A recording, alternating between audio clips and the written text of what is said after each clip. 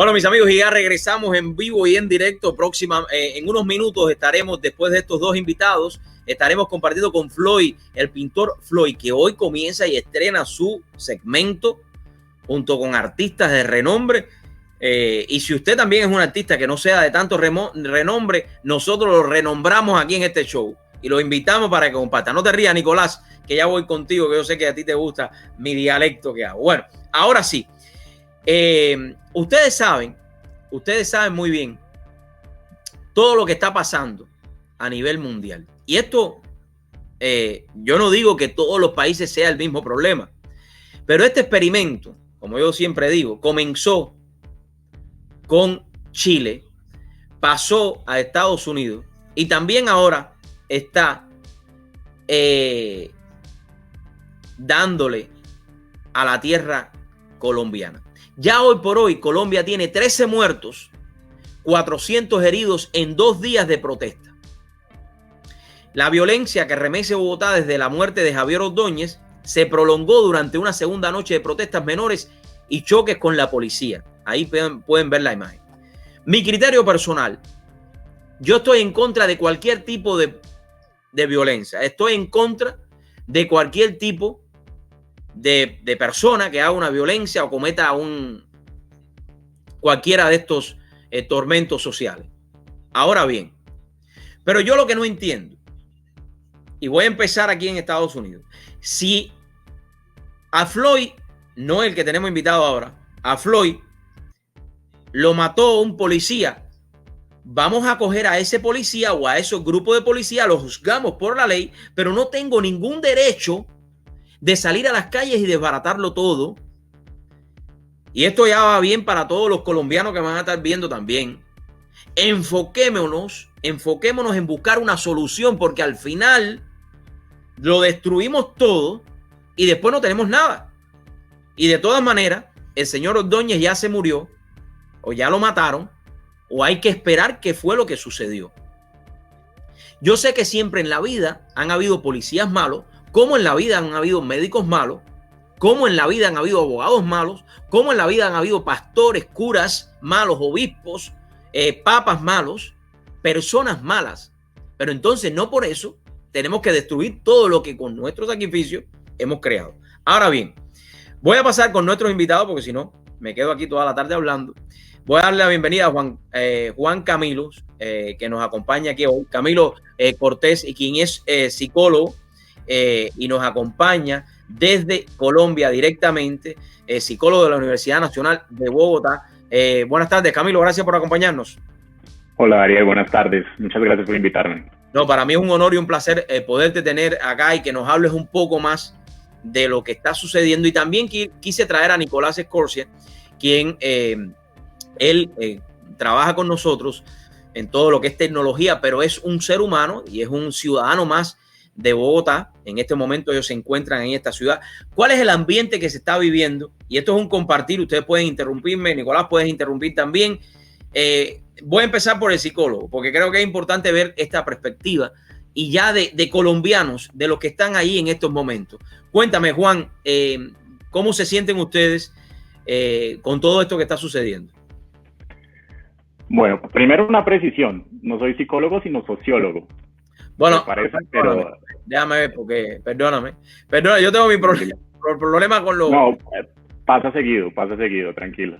Bueno, y ahora sí, mejor todavía, porque está en los temas sociales. Vamos. Exacto, sociólogo. Bueno, la percepción desde acá de Colombia es de zozobra. En Bogotá básicamente se está viviendo, es una zona de pánico.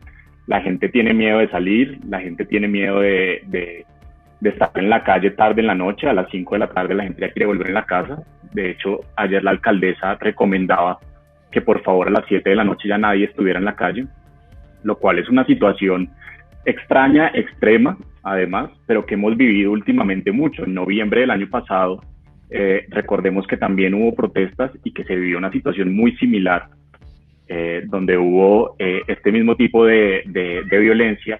La diferencia es que en ese entonces la reacción de la policía fue igual. Hubo protestas, pero la reacción de la policía fue un poco diferente.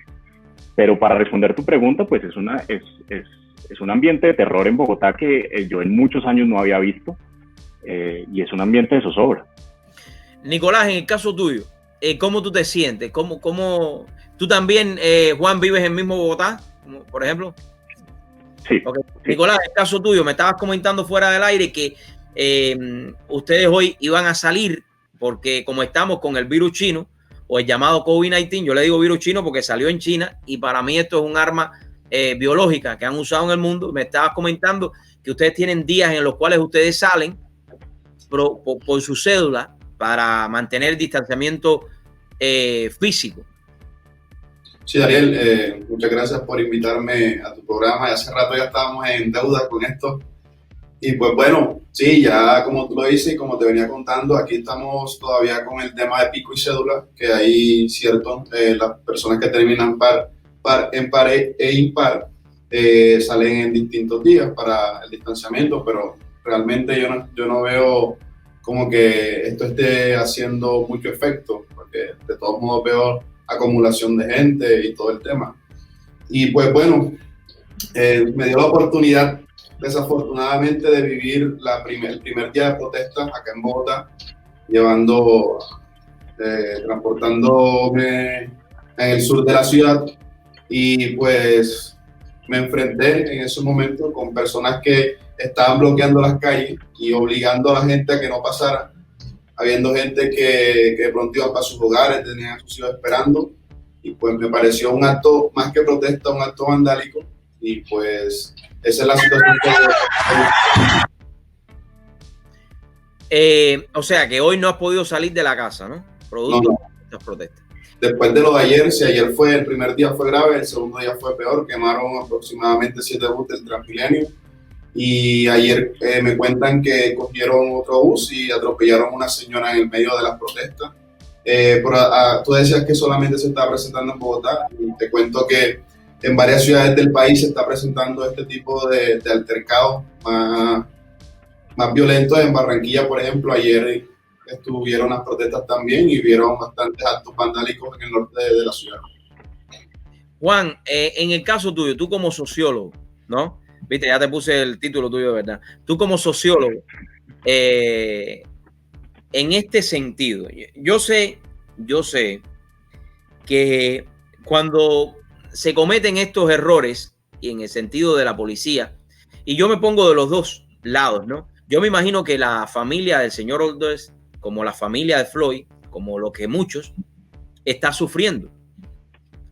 Pero yo creo que la sociedad hoy por hoy a nivel internacional, con todo esto del virus chino, se ha como encendido una llama de desbaratarlo todo o de dar a conocer su odio hacia diferentes organizaciones de alguna manera, y a veces esto no justifica lo que sucedió, porque yo no creo que la señora que estaba ahí cerca de ese bus, porque otros malandros, como se dice en Venezuela, se montaron en esa guagua, o como guagua se dice en Cuba, en ese bus, y atropelló a esa señora y la mataron. Yo no coincido que matar a un señor haya costado 400 heridos y 13 muertos. ¿Cuál es tu opinión al respecto? Porque cada país tiene su problema diferente, ¿no? Ojo, también es claro. Claro. Lo que pasa es que es muy difícil analizar la situación desde la racionalidad. Claro. Porque así como tú no concibes eso que pasó ayer, donde unos delincuentes se robaron un bus y lo estrellan contra una señora porque pierden el control, tampoco se coincide cómo unos policías entrenados matan, porque sí, ya hoy han salido algunas investigaciones de la fiscalía y murió por unos golpes que le dieron en la estación de policía. Entonces, cómo unos policías actúan de esta manera contra un hombre, y además cómo otros policías disparan contra una multitud. Tampoco se coincide o tampoco es racional cómo los mismos manifestantes destruyen los bienes públicos o intentan destruir a los policías, porque entonces aquí lo que hay es una cadena de hechos violentos que es difícil de parar. Claro. Pero la racionalidad está desde el principio, no se coincide lo primero, no se coincide lo último tampoco, porque es que al fin y al cabo, ¿qué están tratando de hacer los policías al dispararle a la gente? Nada. Pues están tratando de matar. los están tratando de matar, irracional totalmente. ¿Qué están haciendo los manifestantes incendiando, tirando piedras a la policía o tirándoles en las motos encima? También los están tratando de matar. Entonces aquí hay una cadena de irracionalidad donde ninguno es más que otro, ninguno tiene más la razón que otro, sino que hay unas reformas estructurales y unas conversaciones que se deben tener a nivel de país para poder cambiar la situación. Yo creo que eso es un tema. ¿Y de qué manera, según tu perspectiva social, pudieran llegar a una cierta, hasta cierto punto, a una balanza, ¿no? Porque también es cierto que yo sé que a veces los policías abusan de poder. Y yo sé que eso sucede hasta cierto punto. Pero también hay que llegar a un consenso entre los dos lugares, ¿no? Sabemos que hay, y estamos hablando del tema de los policías, pero sabemos que en todos los renglones existen personas que son malas, existen personas que abusan de tener un tipo de cargo, ya sea un cargo político, ya sea un médico, ya sea un abogado, abusan de eso a veces. Pero ¿de qué manera crees tú que socialmente se pueda llegar a un acuerdo hasta cierto punto para que no continúen quemando, no se aprovechen también, porque esto es la otra? Yo te aseguro a ti que en estos grupos se están infiltrando personas que realmente no les importa ni que maten 13, ni que maten 14, ni que maten 18. Lo que quieren es envalentonar más, ponerle un poco más de fuego a lo que está sucediendo. Cierto, aquí hay de todo. O sea, hay personas que tienen una indignación legítima con la institución de la policía. Te voy a dar una cifra: en Colombia solo el 27% de la población confía en la policía como institución, y es porque hemos vivido casos de abuso, de no ayuda de la institución, etcétera. Es porque conocemos, igual que con los políticos, igual que con otras ramas institucionales. Entonces es cierto que hay de todo. En la policía también hay delincuentes. Se conocen casos de policías que ayudan al microtráfico en Bogotá, por ejemplo. En los manifestantes, delincuentes. Estos señores que se robaron el bus ayer estaban 3 horas antes atracando, robando con un arma de fuego a cada carro que se encontraban en la vía. Pues aquí se combina todo. Sobre la pregunta que me hace sobre cómo hacer un acuerdo, es muy complejo, porque mira que aquí se está uniendo indignación, pobreza, violencia, ignorancia. Son problemas muy estructurales del país. Y se une con otra cosa, y es que la policía en Colombia, que es un hecho inédito, en casi ningún país del mundo es así, la policía en Colombia es un ente militar, depende de las fuerzas militares. Cuando en la mayoría de países es un cuerpo civil, es decir, que depende de la población. Claro. Entonces se puede empezar a entender cómo se desconecta la población de la policía, y hay un ataque. La policía, que debería estar defendiendo a la población, la está atacando, y la población, que debería estar orgullosa de su policía, la está atacando. Entonces creo que sí hay que hacer unos acuerdos y unos cambios muy estructurales, porque esto tiene que ver con pobreza. Ayer lo hablaba y era, mira, los que están en esa situación de violencia, los manifestantes, son de zonas pobres de la ciudad. Yeah. Y los policías que están poniendo el pecho contra los manifestantes son policías pobres. Aquí no les pagan bien a los policías, a los suboficiales. Es una situación de pobreza contra pobreza, de ignorancia y de falta de educación. Definitivamente, entonces, tienen que llegar a un acuerdo de una reforma de la policía en Colombia en ese sentido. Porque, número uno, tenemos que tener en cuenta que si un policía no tiene un sueldo para poder mantener a su familia, va a tener que caer, definitivamente cae en la corrupción, como bien tú lo mencionaste, ¿no? Y yo creo que esto es importante, que lo que es los organismos de gobierno entiendan, y hay que definitivamente hacer una reforma en ese sentido de la policía, porque no pueden seguir de esa misma manera, ¿no? Correcto, es correcto. O sea, y no solo en sentido de salarios, sino en condiciones dignas, de educación, por ejemplo. Muchas veces la policía aquí en Colombia termina siendo el escampadero, como le decimos acá, el hueco donde se meten las personas que no accedieron a educación superior. Igual que en Cuba, eso es igual que en Cuba. Entonces, Terrible, terrible, primero. Segundo, en Bogotá es sabido que la cantidad de policías es mucho menor por 100.000 habitantes, es mucho menor a la mayoría de capitales de países del mundo. Entonces, ¿qué horarios pueden estar teniendo estos policías? ¿Están sobrecargados de trabajo? ¿Qué es lo que está pasando? ¿Qué problemas psicológicos y sociológicos está teniendo la policía para que reaccione de esta forma contra la población civil?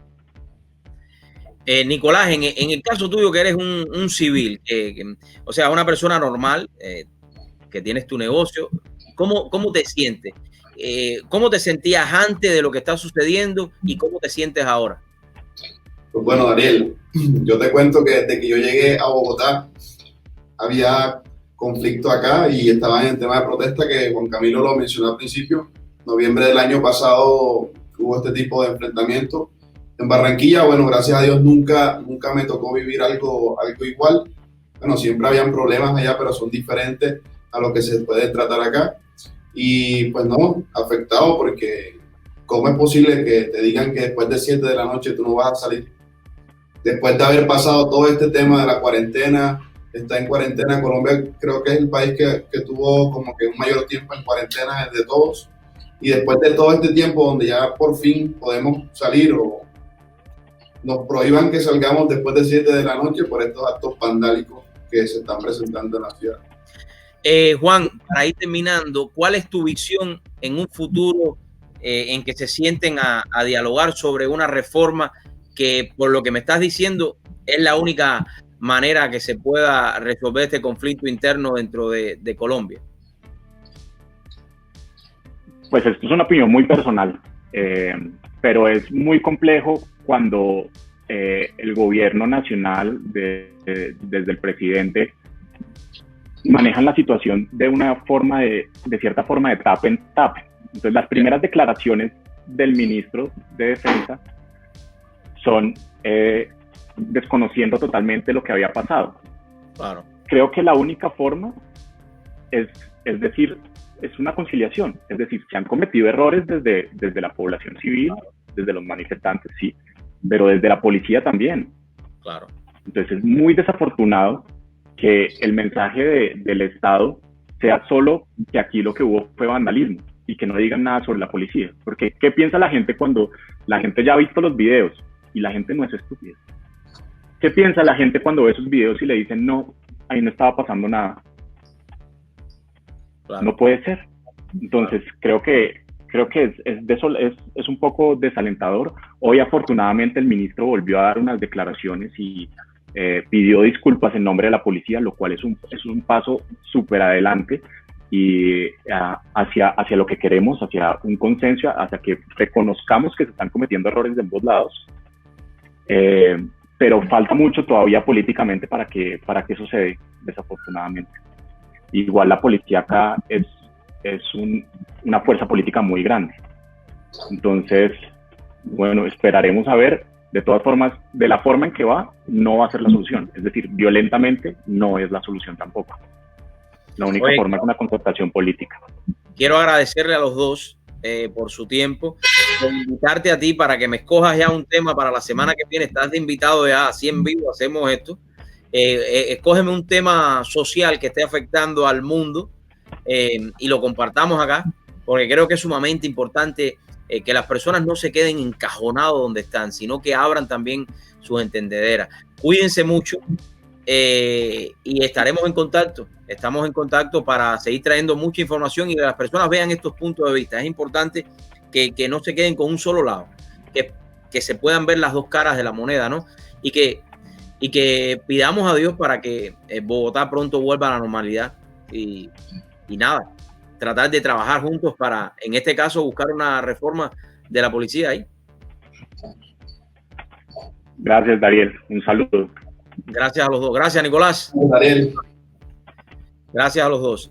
Amigos, estábamos desde Colombia compartiendo con todos ustedes este tema muy importante para el pueblo colombiano. Creo que es importante que Bogotá vuelva a la normalidad y que busquen una solución, pedirle mucho a Dios. Voy a una pausa y al regresar ya tengo en vivo y en directo a Floyd, que estará compartiendo con nosotros acá en esta tarde con un invitado de honor, Yesler de la Cruz, que lo tenemos acá en The True Show con Dariel Fernández. Ya regreso.